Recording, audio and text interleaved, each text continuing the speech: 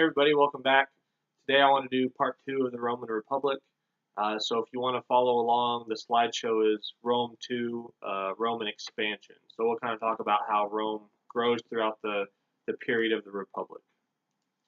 Okay, so if you look at slide 2, basically what I have there is a map of the Mediterranean. There's three areas that Rome is going to expand in. First, Rome is going to conquer Italy. There's a lot of different peoples in Italy. They're going to have to fight. Then they're going to fight this city-state called Carthage. That's kind of the tip of North Africa. So area number 2, the Romans are going to conquer the Western Mediterranean. And then the Romans are going to fight a series of wars called the Macedonian Wars, and they're going to conquer the Eastern Mediterranean. So by the time this is all done, the Romans are going to control the Mediterranean Sea. They call it Mare Nostrum, RC. Basically, we control the Mediterranean. So that's kind of what I want to talk about. So during the centuries from the 8th century to the 3rd century BC, that's when the Romans conquer Italy. I don't want you to know all these wars or battles. The main wars I want you to remember are the Punic Wars and the Macedonian Wars. We'll get to those in a little bit. But the Romans defeat different peoples on the Italian peninsulas. You know, there's Latins, there's Aequi, there's the Volsci, there's Greeks on the Italian peninsula. There's just a lot of people. So the Romans fight all these city-states, and eventually they conquer them all. So don't worry about all of those. But just know that the Romans conquer Italy. In the 390s, the Gauls from kind of central Western Europe, they cross the Alps and invade Italy. This is a big event in Roman history because Rome gets sacked. The city of Rome gets sacked. It means it gets attacked. It gets, I guess, conquered in essence. What ends up happening is there's a story about how this plebeian hears a voice that says the Gauls are coming. So this is the story from Livy. And once again, this is kind of why historians, I shouldn't say they don't like Livy, but this is why historians say kind of take what he has to say with a grain of salt. But the Gauls are coming. That's the voice he hears. He gets laughed off. Meanwhile, there's this really important Roman military leader named Camillus. He gets exiled because some of his political enemies falsely accuse him of mishandling the captured treasure after they conquer Veii. So basically, all these little wars, the Romans are victorious. Camillus is victorious in one of these fights, and he gets exiled because he gets charged with improperly handling the money or the finances after he takes the city. So he was an honest guy, but his political enemies know this is a way to get rid of him. Livy talks about how Camillus was the only guy who could really save Rome if a disaster ever struck. So what ends up happening is the Gauls invade. Livy says that they invaded for two reasons. They wanted either wine, they'd gotten a taste of Roman wine and they wanted more of it, and they were looking for land. They were looking for a place to settle. So the Gauls end up invading. If you look at slide 11, you can kind of see a map of how they move throughout the period. Rome sends envoys to talk with the Gauls. The Gauls offer peace, but they say, can we have some land? Settle us on land, and we'll be peaceful neighbors with you. What ends up happening is some of the envoys end up killing some Gauls. So basically, this peace thing breaks down, and the Gauls end up attacking. Brennus is the chief of the Gauls. He's the one leading this attack. So the Gauls are victorious. They're defeating the Romans. Part of the Roman army escapes Rome and goes to a different city. Part of the Roman army makes it back to Rome. This battle, kind of one of the main battles, took place outside Rome. Part of the army escapes. Part goes back into Rome. What ends up happening is you get a siege. The Gauls surround the city of Rome and they lay siege to it. basically they get in the city. All the Romans go up to the citadel, kind of the high point of the city, and they hide. They fortify it, and they basically are trapped in their city up on the citadel. The Gauls start looking throughout the city for plunder.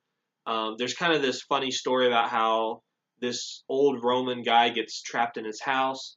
So he just stands real still like a statue when the Gauls come in. It's almost kind of comical stories. Like some of the stuff you read in Livy, you're like, that sounds like something my 6-year-old would make up if he was writing a story. Um, anyways, this barbarian, this Gaul, goes up to this guy, this Roman, because he's like, whoa, that guy looks so real, but it's a statue, and he like starts pulling on his hair, and this makes the Roman mad, and he breaks out of his pose and punches the Gaul, and then Rome ends up burning because the Gauls are so incensed, they just go on a rampage. Um, the Gauls try to attack the citadel.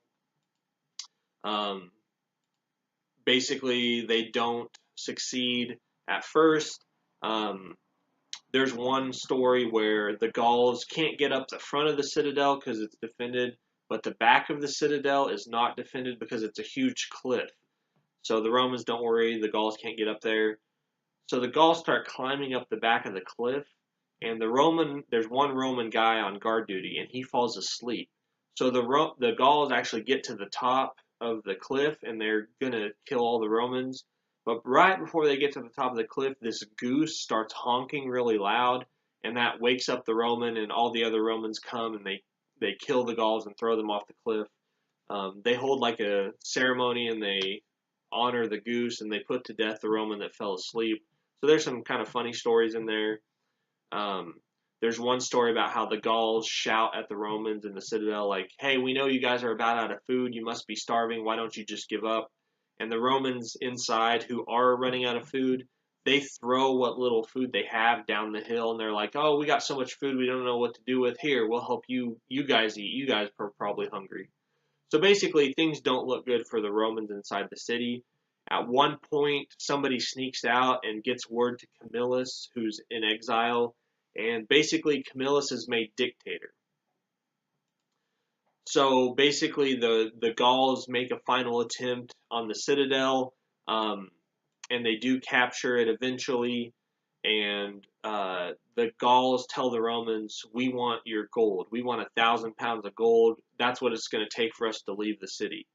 And the Romans are like, "Whoa, that's way too much." And supposedly Brunus says, "Woe to the vanquished. It doesn't matter if you think that's unfair. We conquered you. You have to pay up." Well, if you look at slide 28, there's Brunus weighing out the gold that he's going to take. And who shows up but Camillus, and he saves the Romans.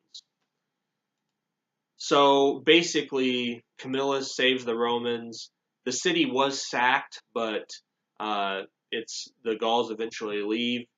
I want you to remember that this sack happened, and some textbooks put it at 390 BC. So 390, 387 BC. Rome doesn't get sacked again until the year 410 AD. So 410 years, or almost 800 years later, that's when Rome is next sacked. So when Rome gets sacked in 410, everyone kind of remembers their history and is like, whoa, it's been 800 years since we were sacked by the Gauls. If you look at slide 32, the Romans build some walls around Rome, the Servian walls, those are the blue walls. Later on, a larger group of walls get built. The Romans fight with the Samnites. I'm on slide 33. Don't worry about this. There's just a series of wars called the Samnite Wars. They're just conquering Italy again. The Romans fight Pyrrhus, king of Epirus. He invades to help the Greeks. The Greeks kind of colonize southern Italy, so they ask for help against the Romans, and Pyrrhus of Epirus comes and invades. He defeats the Romans, but his victories are so costly that if he keeps winning, he's actually going to lose. So if you've ever heard the term a Pyrrhic victory, you can't afford another Pyrrhic victory. That means one more victory is actually going to cause you to lose the fight or the war. Okay. So basically, after the Pyrrhic Wars, Rome controls the Italian peninsula from the Po Valley down south. what does this mean for Rome? Well, the authority of the Senate increases. Um, you know, when you fight wars, you got to have some type of centralized authority directing the war. That's what the Senate does. There's a lot of economic growth for Rome. You know, when Rome conquered a people, they would take slaves, prisoners of war. Um, the Roman term for slave, I think, is servus or servus. It's like servus, and it basically means uh, like pardoned one or like twice lived. Like if you're a prisoner of war, you deserve to die. But because the Romans allow you to be a slave, it's like they're sparing your life because it's either slavery or death if you're a prisoner of war. So slaves were like people who had been pardoned from death, and they're allowed to be slaves. Um, the Romans come in greater contact with the Greeks. One thing that happens whenever the Romans and the Greeks kind of meet, a lot of people in Rome are like, whoa, the Greeks are really cultured. They're a lot better than us. Let's try to be more like the Greeks. That's kind of the younger generation of Romans. The older generation of Romans, they're like, no, we hate the Greeks. All they do is sit around all day, talk philosophy. They don't build anything. Look at what we're doing. We're building the empire of Rome. The Greeks, they're lazy, they're cultured, they're feminine. We don't like that. We're Romans, we're men. So there's always this debate in Rome, like, do we want to be like the Greeks or do we not want to be like the Greeks?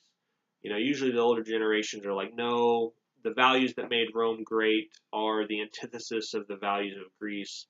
But that kind of goes on. So after Italy is conquered, they start to control the Mediterranean. There's these series of wars called the Punic Wars. These are with the Carthaginians. Now, if you remember from, I think, the first module, Phoenicia founded Carthage. So those Phoenicians, the ones kind of in modern day Lebanon, they founded the city of Carthage. So Punic just basically is a Latin word that means Phoenician. So these are wars with the Phoenicians, the Punic Wars. There's 3 of them. Some of them last decades. Some of them are pretty short. Just for the sake of time, I want you to read about the Punic Wars, kind of click through these slides. Basically, I want to summarize them for you, but every time Rome goes to war with Carthage, Rome wins. There's little different causes about each war. The causes of the first Punic War are basically the Romans and the Carthaginians bump up to each other in Sicily. The causes of the second Punic War are basically the Romans and the Carthaginians had this treaty that the Carthaginians won't spread any farther into Spain than the Ebro River, and they end up spreading farther, so the Romans go to war with them. And then the third Punic War, the Romans just kind of want to crush the Carthaginians. So basically, I'm going to skip through a bunch of slides. You can read them. Just know that the Romans always defeat the Carthaginians in the Punic Wars. And if you click on slide 45, there's a couple YouTube links there. There were these kind of super triremes that the Romans used. If you want to see a battle scene of how it might have looked, you can kind of look at that. But whenever Rome wins, they usually force the Carthaginians to pay a war indemnity. Rome develops a large navy because of this. So remember how the Persian Wars, remember how the Athenians came out on top and they had a huge navy that they could kind of throw their weight around? This is now what the Romans do. When they win, they have a huge navy to throw their weight around. Okay, so I'm clicking through the Second Punic War. You can kind of read that. The Second Punic War is the one where Hannibal, the famous Carthaginian general, travels through Spain, travels through southern France, crosses the Alps with his elephants, and basically causes all kinds of chaos in Rome or in Italy. Most of his elephants died along the way, but that's kind of the legendary stuff about it is he's got an army of elephants, and he does have some. Okay, skipping through it. If you look at slide 65, you can kind of see the peace terms of the Second Punic War. Like I said, I don't want you to recognize all of them or remember all of them. The Third Punic War is kind of mopping up. Basically, the city of Carthage is destroyed. The Romans raze it to the ground. They basically wipe out the Carthaginians. So the Punic Wars, if you remember one thing, remember this. They allow the Romans to control the Western Mediterranean. Now I want to shift to the east. So if you look at slide 72, the Macedonian Wars, these are a series of wars where the Romans fight the Macedonians and the Greeks. And when the Romans win the Macedonian Wars, they will control the eastern Mediterranean. So if you put those two wars together, the Punic and Macedonian Wars, Rome comes out on top and controls the Mediterranean Sea. I'll let you read the different details. Like I said, I'm not going to have any quiz questions over the specifics of the wars. It's more the outcomes I want you to know, kind of the causes and the outcomes, and you can kind of read those. Okay. Which slide do I want to share? Sorry, I'm getting lost in my own slide. Okay. If you look at slide 78, this is kind of a cool story, and it just shows you how powerful Rome is becoming. So there's this guy named Antiochus IV, Epiphanes of Syria. Epiphanes just means God on earth. So here's this guy, Antiochus IV, God on earth of Syria. He's got this huge army, and he decides to go invade Egypt. Egypt is still ruled by the Ptolemies, the descendants of one of Alexander's generals. And you get this Roman senator, this old guy, Gaius Popilius Linus, and he shows up, and he's got a couple assistants with him. But you got this old Roman senator, and he's standing there looking at Antiochus and his whole army. Popilius basically says, I am not going to greet you or acknowledge you until you decide to take your army and turn around home. And Popilius draws a circle around Antiochus and says, you have to give me your answer before you step out of this circle. So here you've got one Roman senator, this old guy, against this huge army. And the old guy is basically staring down Antiochus and says, you turn your army around right now, and you better decide before you step out of the circle. And what happens? Antiochus turns his army around and marches home. So that story shows you the power of the Roman name, basically. Everyone feared it. Look at slide 80. This is a good example of how basically conquest caused some problems for Rome. Sallust wrote this, but when through the labor and justice our republic grew powerful, great kings defeated in war, fierce nations and mighty people subdued by force, when Carthage, the rival of the Roman people, was wiped out, roots and branch, all the seas and lands lay open, then fortune began to be harsh and throw everything into confusion. The Romans had easily borne labor, danger, uncertainty, and hardship. To them, leisure, riches, otherwise desirable, proved to be burdens and torments.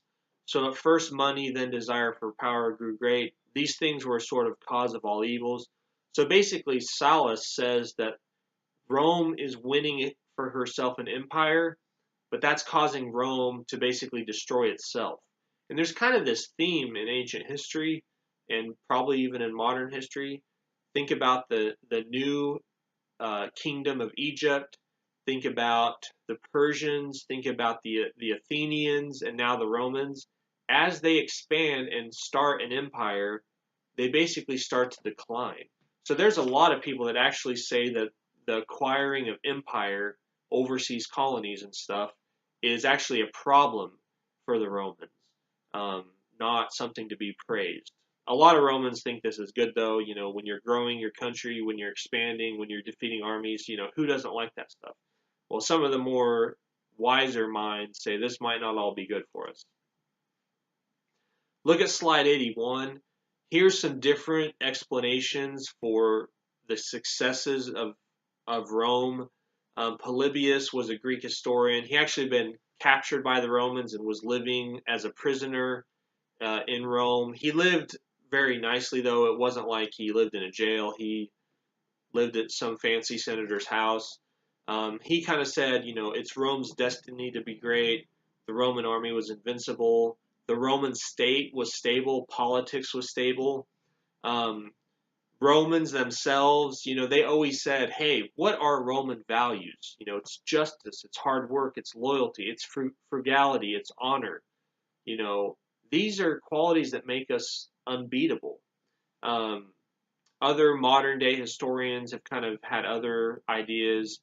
Um, there's this theory called the defensive imperialism theory. Basically, the Gauls, Hannibal, when these enemies invaded Rome, it made the Romans so fearful that basically the Romans spread because I guess the best defense is a good offense. If we're going to get attacked, why don't we go do the attacking? Other historians have said, the Romans were imperialists. They were motivated by just the greed for more power and money and land. Um, Other people have said, the Romans kind of had a confederation of all those peoples they conquered in Italy. When they would conquer them, they would say, "You need to serve in our military. You need to fight for us." And basically, these conquered people would do that. Basically, this last theory is, hey, if you have an army, you're going to use it, right? So since the Romans had kind of a military standing by, they decided to use it. So that's kind of the end of the second video. The next video is the last one of the Roman Republic, and we're kind of going to see how the Roman Republic collapses.